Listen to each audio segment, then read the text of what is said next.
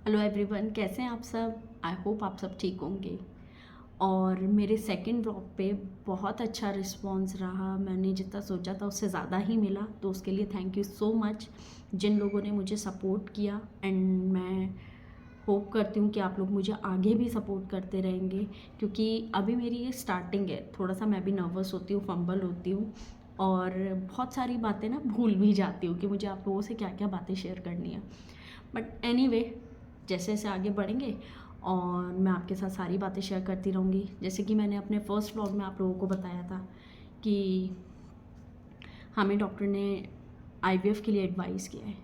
आज के टाइम में ना बहुत सारे कपल्स ऐसे होते हैं जो आईवीएफ की बात सुनते ही ना घबरा जाते हैं। बस आप लोगों को वही नहीं करना है, आप लोगों को घबराना नहीं है, क्योंकि आज के टाइम में एक ऐसा लाइफस्टाइल हम लोगों का हो गया है कि बहुत ऐसी चीज़ें ना बहुत सारे कपल फेस कर रहे हैं। उनमें से एक मैं भी हूँ। मेरी शादी को काफ़ी टाइम हो गया है, नेचुरली भी कंसीव किया बहुत बार, और कुछ ऐसे कोई मेजर इशू नहीं रहे कि जिसकी वजह से मिसकैरेज हो जा रहा था। कोई रीज़न ही नहीं पता लग रहा था डॉक्टर को कि क्यों हो रहा है। तो डॉक्टर ने बोला हमें कि हमें आईवीएफ के लिए जाना चाहिए। मैं एक आईवीएफ पहले करवा चुकी हूँ, जो कि मेरा काफ़ी टाइम पहले हुआ था। अप्रॉक्स उसको भी 5 साल हो गए। जी हाँ, 5 साल पहले मैं आईवीएफ के लिए गई थी, जो कि मेरा सक्सेसफुल नहीं हुआ। उसके भी रीज़न्स नहीं पता लगे कि क्या हुआ। एग क्वालिटी अच्छी नहीं थी, क्या था। देखो, एज के साथ साथ एग क्वालिटी पे भी इफ़ेक्ट पड़ता है। तो क्या हुआ उसका रीज़न इतना नहीं हमें पता लगा, और उस टाइम पे मैं बहुत ज़्यादा डिप्रेस्ड भी हो गई थी कि ऐसा क्यों है।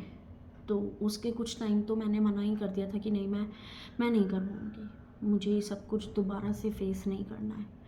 लेकिन फिर धीरे धीरे उसके बाद करोना आ गया। मेरे हस्बैंड की जॉब भी इस दौरान चली गई थी। तो बहुत सारी चीज़ें थी जिस वजह से मैं फाइनेंशियली, मेंटली हर एक सिचुएशन को फेस कर रही थी। बट धीरे धीरे समझ में आया कि ये तो सबके साथ होता रहता है, ये तो चैलेंजेस होते हैं, और हमें इन चैलेंजेस को आगे बढ़ के ना अपनी चीज़ों को देखना पड़ता है। तो फिर थोड़ा देर से ही सही, लेकिन हाँ, समझ में आ गया कि मुझे ना यहाँ से, स्पेशली यहाँ से स्टेबल रहना होगा। अगर मैं यहाँ से वीक पड़ जाऊँगी ना, तो हर कोई मुझे वीक बना देगा। बट हाँ, इस चीज़ में मैं अपने हस्बैंड को बहुत थैंक यू बोलना चाहूँगी कि वो मेरे एक स्ट्रॉन्ग, जैसे कहते हैं ना, पिलर की तरह मेरे साथ खड़े रहे। मतलब उन्होंने मेरा साथ नहीं छोड़ा। उन्होंने ना मुझे हर जगह पे यही चीज़ समझाई कि यहाँ से खुश रहेगी ना, तो किसी भी चीज़ का असर नहीं पड़ेगा। पैसे आज हैं, कल नहीं है, परसों हो जाएंगे।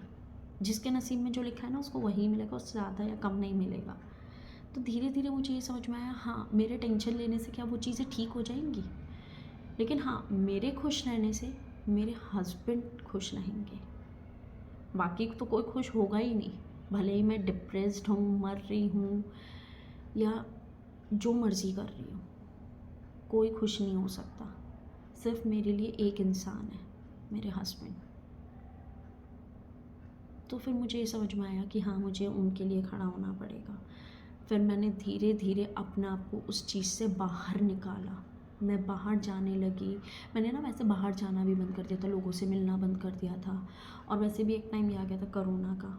हाँ, लेकिन उससे पहले भी ना, जैसे मैंने रिश्तेदारों के बीच में जाना छोड़ दिया था। मैं कहीं फैमिली गैदरिंग में नहीं जाती थी। फ्रेंड्स लोगों से मिलना बंद कर दिया था, क्योंकि सबके बच्चे हैं, सब जब मिलते हैं अपने बच्चों की बातें करते हैं। और वहाँ मुझे बहुत अजीब लगता था, क्योंकि हर कोई यही पूछता था, और कब है गुड न्यूज़। अरे भाई, जब होगी तुम्हें सामने पता लग जाएगा, कौन सा मैं छुपा के उस चीज़ को घूम लूँगी। पर यहीं पे ना बहुत सारी लड़कियां एक चीज़ करती हैं, वो ना अपना आप को डिप्रेशन में डाल देती हैं। वो ये सोचने लगती हैं, हम बाहर निकलेंगे लोग क्या कहेंगे, जैसे कि मैं सोचने लगी थी। तो मुझे भी धीरे धीरे समझ में आया, लोग तो कहते रहेंगे, नहीं जाऊँगी तब भी कहेंगे, और जाऊँगी तब भी कहेंगे, तो क्यों ना उनको जवाब मैं ही दूँ। तो लड़कियों, एक चीज़ ना गांठ मार लो, बाहर जाओ, लोगों से मिलो, रिश्तेदारों से भी मिलो, उनसे तो ज़रूर ही मिलो, क्योंकि वही सबसे पहले होते हैं जो ना आपको उंगली कर रहे होते हैं। तो उनसे भी मिलो। जवाब हमेशा ना अपना सटीक रखो।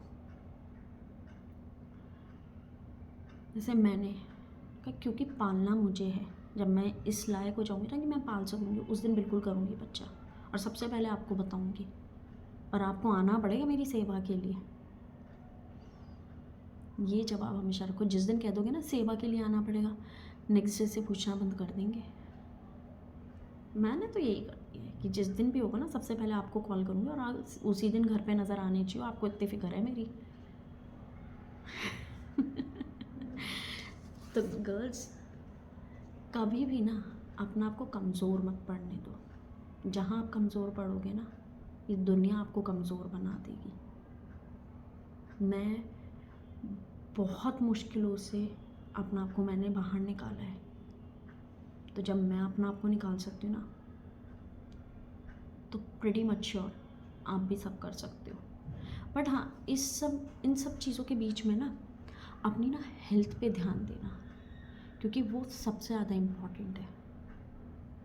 मेरा जैसे जो मेरा फर्स्ट IVF था, उसमें मेरा वेट अप्रॉक्स 80 kgs पहुँच गया था, और मुझे बिल्कुल भी रियलाइज़ ही नहीं हो रहा था कि मैं 80 kg मतलब 80 किलो की हो गई हूँ। एक दिन मेरी एक फ्रेंड घर पे आई हुई थी, तो हम ऐसे ही वेट चेक करने लगे, जबकि मेरे घर में वेइंग मशीन थी। जब मैं उस वेइंग मशीन पे खड़ी हुई ना, उस दिन मैं खुद को देख के हैरान थी। मुझे फील ही नहीं होता था कि मैं 80 किलो की हो गई हूँ, क्योंकि ना मैं बाहर निकल रही हूँ, ना मैं ड्रेसअप हो रही हूँ, घर में जिन कपड़ों में हूँ मुझे फ़र्क ही नहीं पड़ता था। लेकिन जिस दिन मैंने वो देखा ना, उस दिन से फिर मैंने सोचा कि नहीं, मुझे अपने लिए कुछ करना है। ये चीज़ें ना मुझे बहुत अंदर तक ना झंझोड़ दिया कि अगर मैं नेक्स्ट टाइम जाऊँगी तो मेरी डॉक्टर मुझे क्या बोलेगी। और हुआ भी। खैर, मैंने लग के वेट लूज़ करना शुरू किया उन दिनों, पर ज़्यादा नहीं, 2 किलो कम हुआ, 78 पे आया। लेकिन उन दिनों जब मैं अपने डॉक्टर के पास गई, तो मेरी डॉक्टर ने मुझे देखते ही बोला, ये क्या हाल किया है तुमने अपना। तब मैंने उस दिन सोचा था कि नहीं, मुझे कुछ तो करना पड़ेगा। उस दिन के बाद से मैंने ना अपना लाइफस्टाइल चेंज किया थोड़ा। धीरे धीरे ही होता है, लेकिन होता ज़रूर है। बाकी की बातें मैं अपने दिल की आप लोगों से बिल्कुल शेयर करती रहूँगी, और आप लोगों को भी ऐसी हिम्मत देती रहूँगी। लड़कियों, हार नहीं माननी। भगवान ने सबके नसीब में लिखा है, और सबको मिलेगा, बिल्कुल मिलेगा। तो मेरे व्लॉग्स के साथ में जुड़े रहिए, और मुझे ऐसी हिम्मत देते रहिए, ताकि मुझे और ना एक हिम्मत मिले कि मैं और आप लोगों से क्या बात कर सकती हूँ। मैं IVF के रिगार्डिंग भी बात करूँगी, जैसे जैसे मैं अपने डॉक्टर के पास जाऊँगी, क्योंकि उससे पहले ही इतनी प्रॉब्लम्स खड़ी हो गई हैं ना। इतनी नहीं, हाँ, थोड़ी बहुत। अच्छा काम करने जब खड़े होते हैं ना, तो 10 चीज़ें खड़ी हो ही जाती हैं, मुश्किलें, तो उनको भी फेस करना होता है, और हंस के करेंगे। तो हाँ, है, उनसे भी मैं, उसके बारे में भी मैं आपसे बात करूँगी जब मैं अपनी डॉक्टर के पास दोबारा जाऊँगी, और जब वो मेरी मेडिसिन स्टार्ट करेगी, क्योंकि उससे पहले बहुत सारी मेडिसिन स्टार्ट होती हैं, इंजेक्शन स्टार्ट होते हैं। तो जैसे जैसे वो होता रहेगा, मैं आपको स्टेप बाय स्टेप बताती रहूँगी।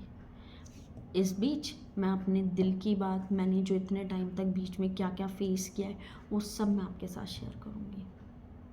तो मेरे ब्लॉग के साथ जुड़े रहिए, और जल्दी मिलते हैं दोबारा एक नए ब्लॉग के साथ में। Bye bye.